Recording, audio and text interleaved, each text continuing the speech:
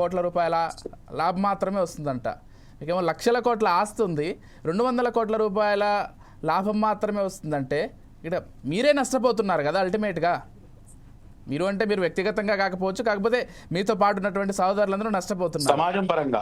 దీన్ని ఇది కొంచెం విజయ్ గారు, నేను అమిత్ షా గారి మాటలతో నేను 100% నేను ఏకీభవిస్తాను సార్ ఈ విషయంలో మట్టుకు. ఎందుకంటే అది అమిత్ షా గారి మాటలు కాదు, ఈ గతంలో సచార్ కమిటీ నివేదికనే ఇచ్చింది, చాలా స్పష్టంగా ఇచ్చింది. సచార్ కమిటీ నివేదిక ఇచ్చింది, వక్ఫ్ భూముల నుంచి ఇంకా చాలా దాన్ని డెవలప్ చేయవచ్చు, కానీ ముస్లింలలో ఉన్నటువంటి కొంతమంది రాబందులు దాన్ని పీక్కుని తింటున్నారు, దాన్ని వాళ్ళు మాత్రమే ఎంజాయ్ చేస్తున్నారు అని చెప్పి. ఎస్, వాస్తవం, నేను కాదని చెప్పట్లేదు. దాన్ని మీరు ప్రక్షాళన చేయండి, ఆ ప్రక్షాళన చేయండి, మేము మీతో పాటు నుంచుంటాము. కానీ మీరు తీసుకొచ్చి నాన్ ముస్లిమ్స్ తీసుకొచ్చి పెడతామంటే ఏ రకంగా అవుతుంది సార్? ఈ రోజున లిమిటేషన్ యాక్ట్ ఒకటి తీసేశారు. లిమిటేషన్ యాక్ట్ ఏ రకంగా తీసేస్తారు? మళ్ళీ మీ Hindu endowment act limitation act ఉంది, మాకు తీసేశారు. ఇది ద్వంద్వ వైఖరి కాకపోతే ఇంకేమిటి?